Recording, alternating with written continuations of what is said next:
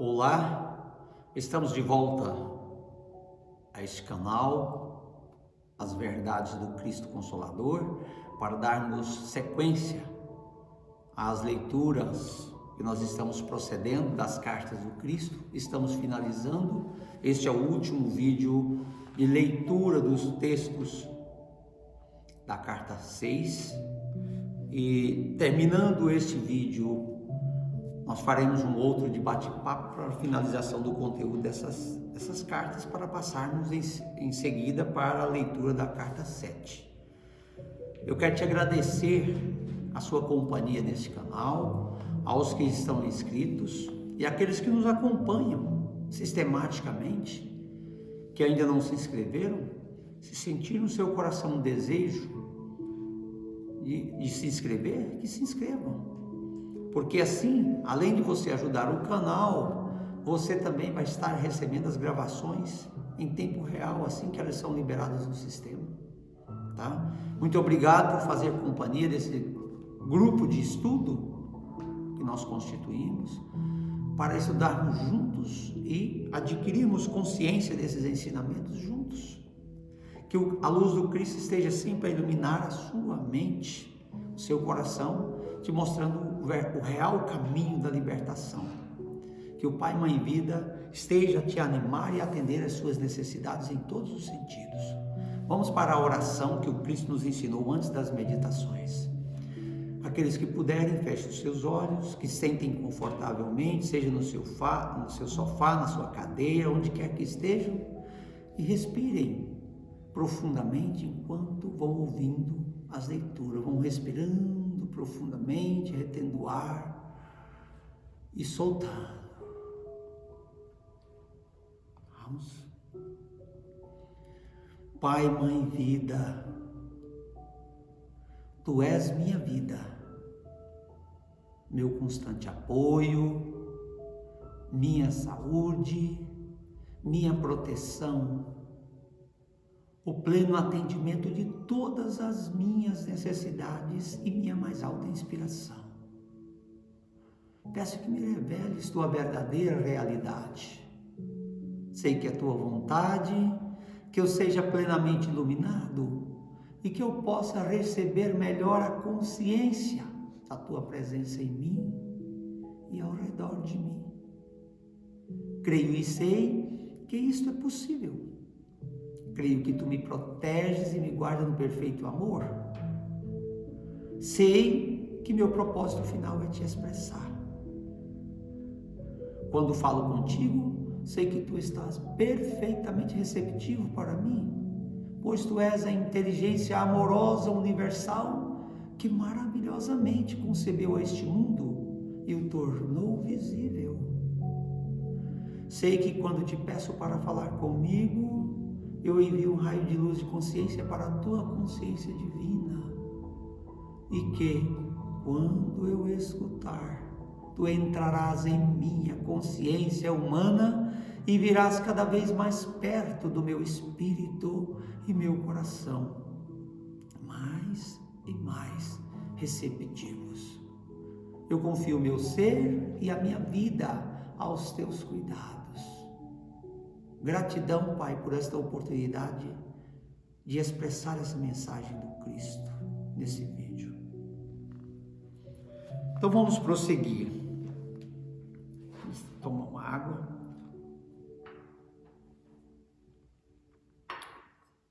Hoje sobrou para a gente o último texto, que é onde o Cristo fala a verdade em relação ao pecado. É preciso compreender que ao longo dos séculos, as pessoas sentiram que certas facetas do comportamento humano eram prejudiciais para o bem-estar dos outros. Elas tinham testemunhado assassinatos, roubos de mulheres e de bens alheios, causas de grande dor e sofrimento para a comunidade, tornando a vida difícil, às vezes intolerável. Concluiu-se então que, com certeza, aqueles comportamentos deviam ser contrários à vontade daquele que chamavam Deus. Assim deram àqueles comportamentos o nome de pecado. e os definiram como sendo o mal. Está vendo como as definições de pecado e do mal são meramente humanas? Conclusões humanas. Finalmente, os profetas concluíram que tal comportamento aberrante devia originar-se de uma força malévola oposta a Deus, e a chamaram de Satanás. Os profetas foi quem criaram esse termo, Satanás, que é o opositor, o adversário. As pessoas ameaçaram e castigaram umas às outras, na crença de que os pecados eram maus e de que seu Deus castigaria os homens pelas maldades contra os outros. Até hoje se pratica esse comportamento nas igrejas, porque as igrejas se alimentam do passado, da história, por isso que o comportamento permanece. Os líderes religiosos tentam controlar as pessoas pelo medo do castigo. Agora é muito mais profundo, porque é psicológico. Aquele era físico, aqui é psicológico. O conceito de pecado contra Jeová, o eterno e infinitamente poderoso Criador, era um hábil e poderoso método de controle das pessoas. As crenças da igreja são uma trágica farsa de tudo o que tentei ensinar às pessoas na Palestina. Moisés foi o primeiro que consagrou a crença no pecado e no castigo na forma dos 10 mandamentos. Moisés disse que Deus deu a ele os 10 mandamentos e que, se os israelitas os desrespeitassem, teriam que sofrer o castigo.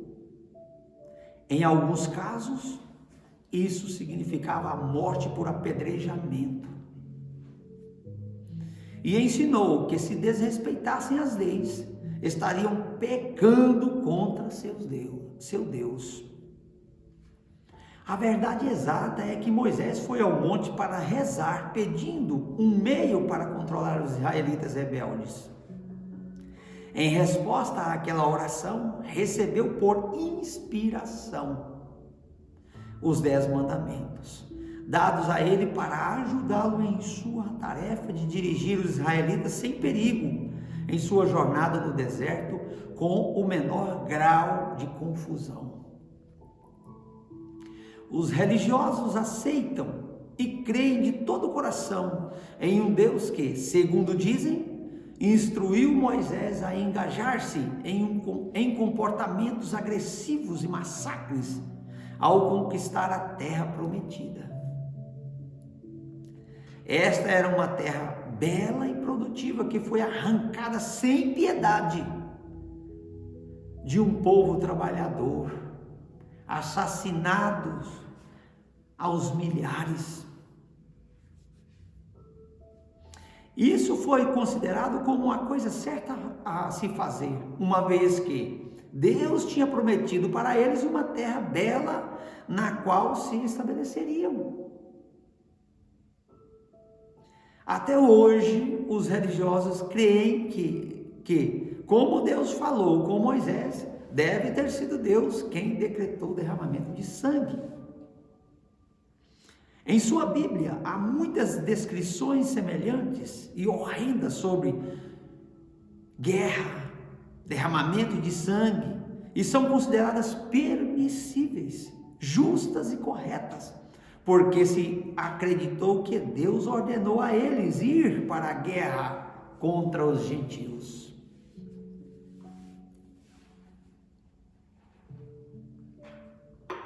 Você pode perceber na história dos judeus o desenfreado impulso do ego, no qual inclusive Deus é usado para isentá-los de toda a responsabilidade. No momento da exaltação do próprio poder, tornou-se permissível e justo ignorar os 10 mandamentos e realizar um extermínio em massa. Eles acreditavam não estar cometendo nenhum pecado, pois o massacre tinha sido ordenado por Deus.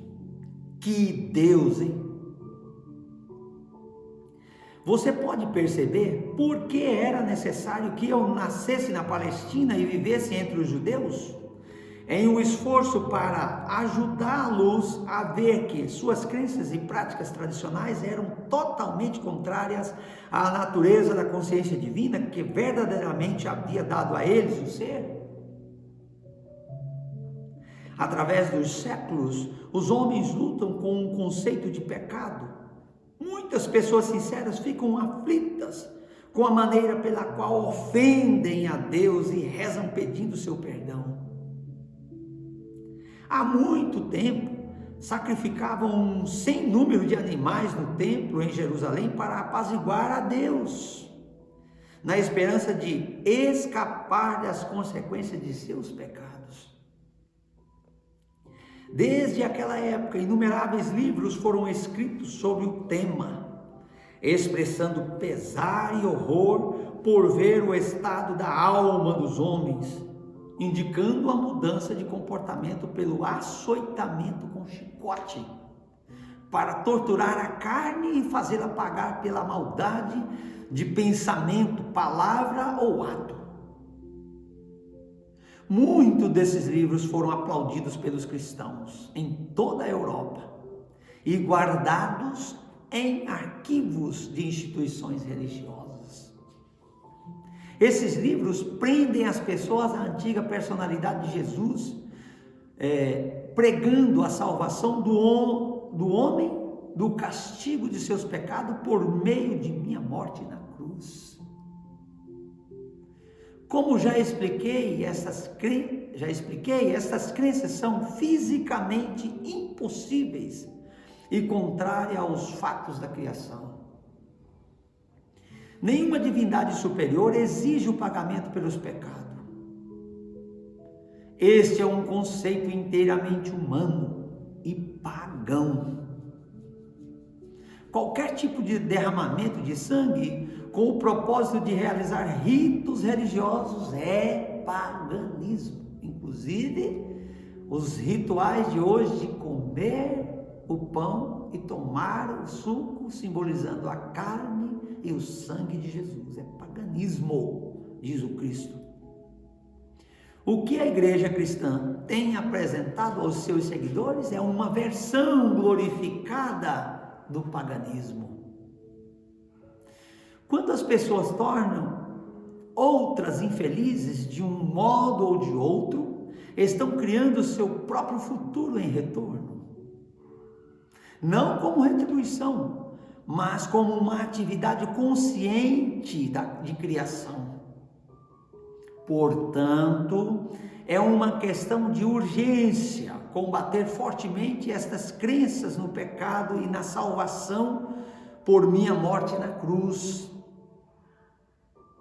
E a substituição pela compreensão espiritual que está sendo fornecida a você nestas cartas.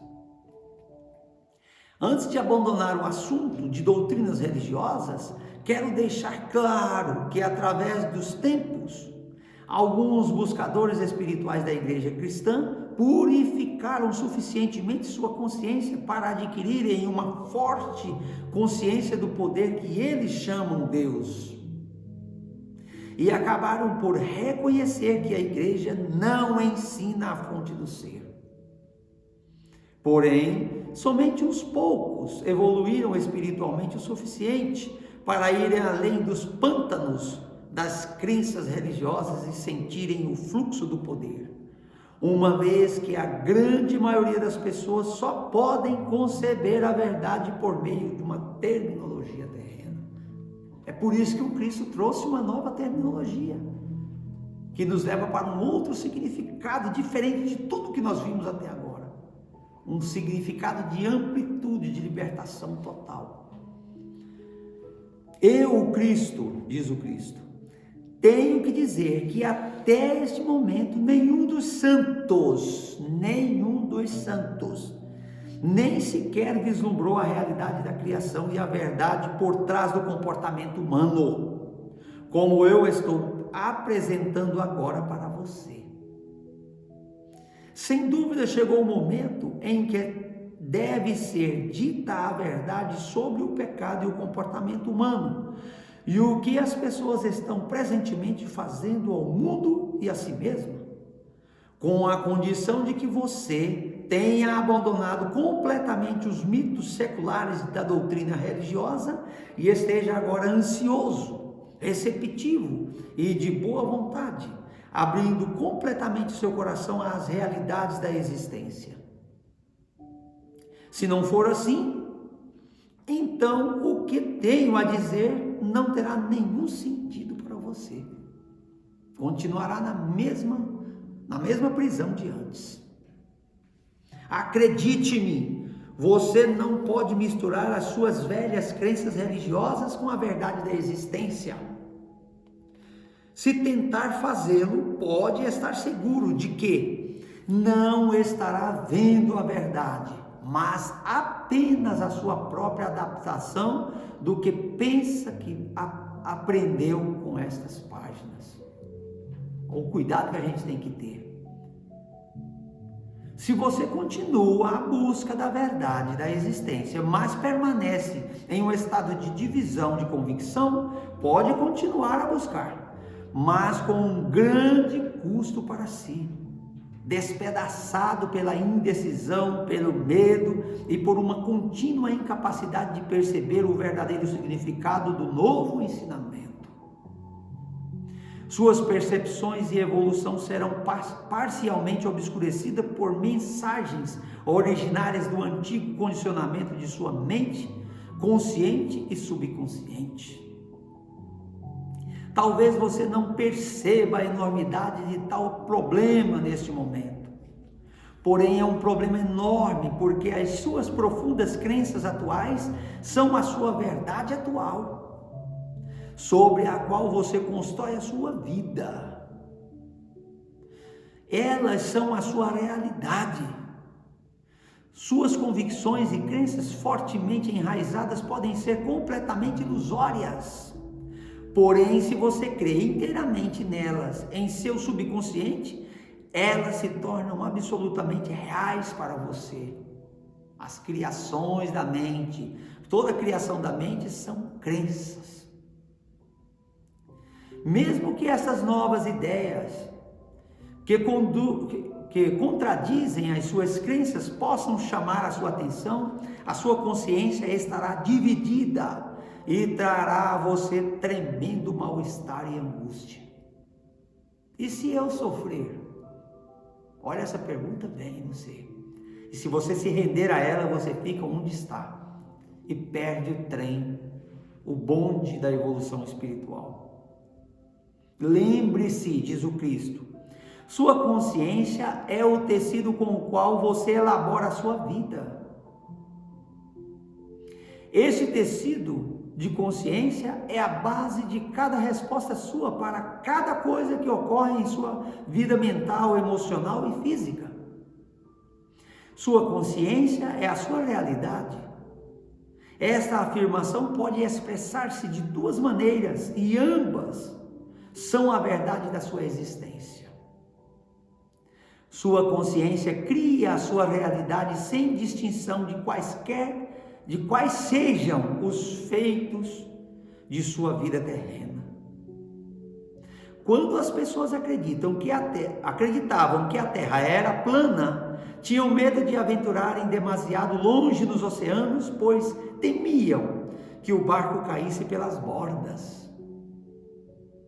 As pessoas que acreditavam em uma terra plana viviam segundo essa crença. Quando Galileu disse que a terra era redonda, foi considerado um herege, porque foi contra o pensamento comum.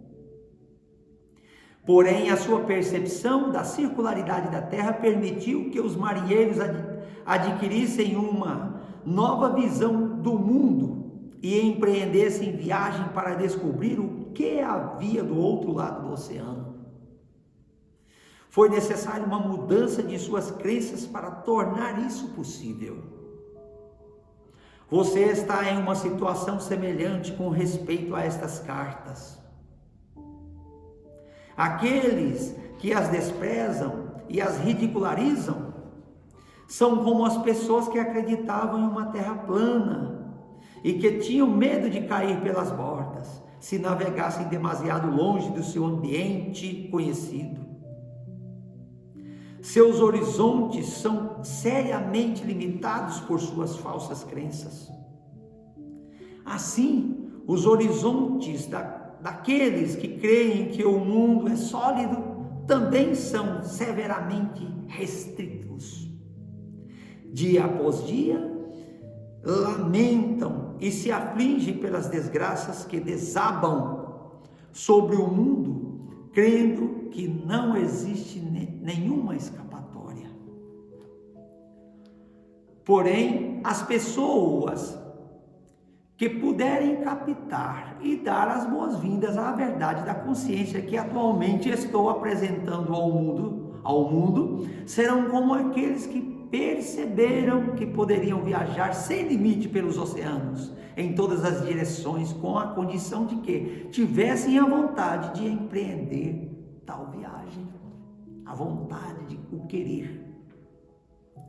Portanto, seu estado de consciência é o que você deve considerar como mais importante em sua vida.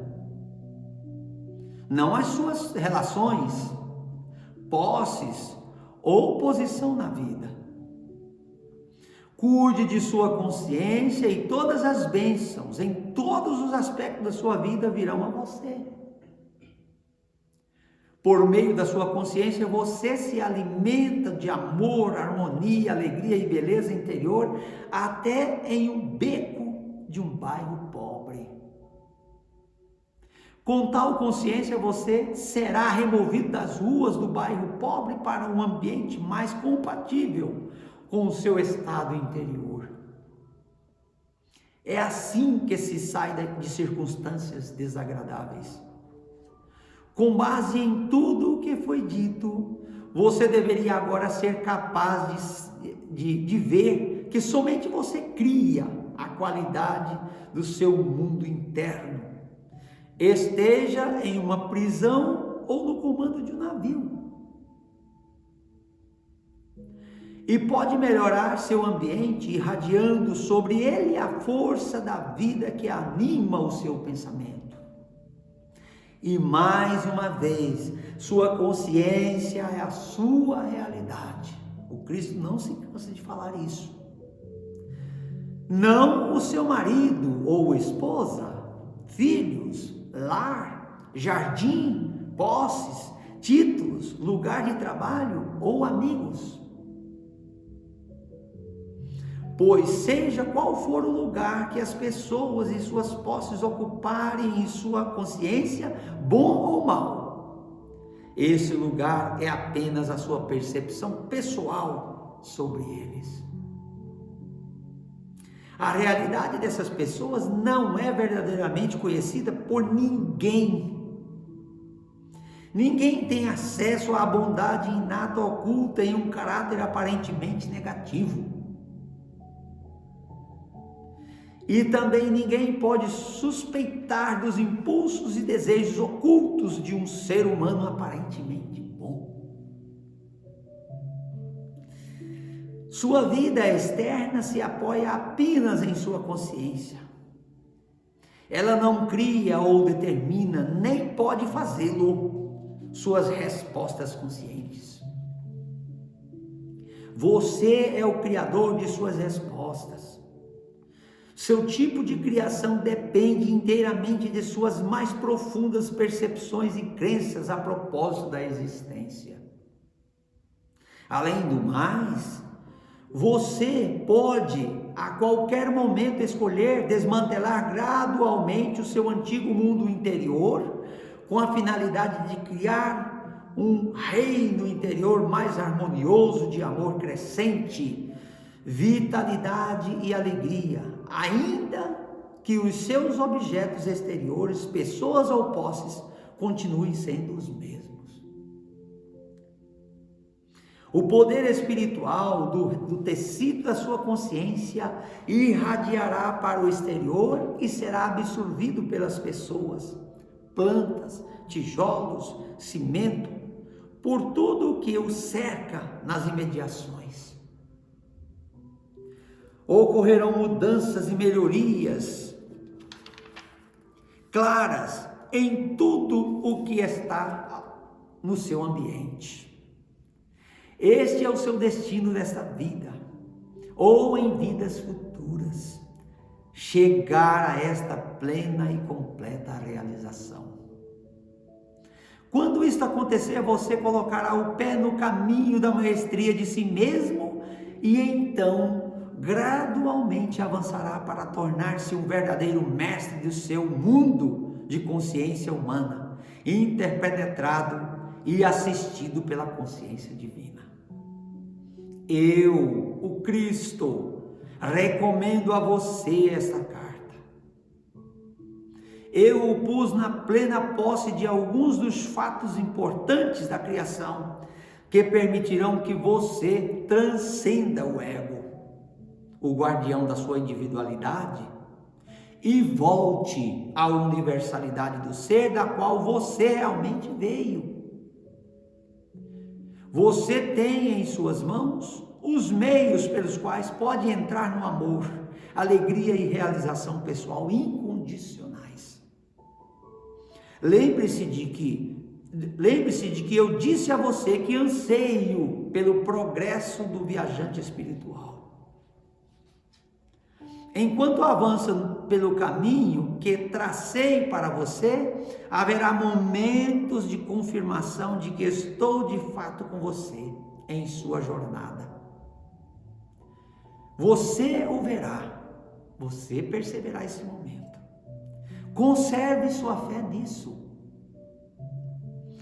Em todo momento eu o sustentarei no amor divino, pois sou o amor divino em ação. Acreditem nisso e encontrem descanso em minha consciência que o envolve. Termina o Cristo esse texto maravilhoso dessa carta 6 assim, amorosamente. E essa garantia que ele nos dá de estar conosco, nos guiando, para não perdermos o endereço desse caminho que ele nos trouxe. Alguns pontos importantes dessa minha leitura, nós vamos relatar e vamos comentar no bate-papo do próximo vídeo que a gente vai fazer, terminando esta carta e debatendo alguns pontos para edificação daquilo que nós aprendemos com Cristo, com essa gloriosíssima carta 6. Eu recomendo a você a recorrer sempre a esses vídeos, não ouça só uma vez, ouçam muitas vezes e, se tocar no seu coração, adquira os livros para que a leitura também física te promova esse contato direto da sua consciência com a consciência do Cristo, sem intermediário, tá? E eu te agradeço a sua atenção e que o Pai e Mãe Vida esteja a cada dia a atender às suas necessidades e a luz do Cristo esteja a alumiar os seus caminhos. Gratidão pela sua atenção.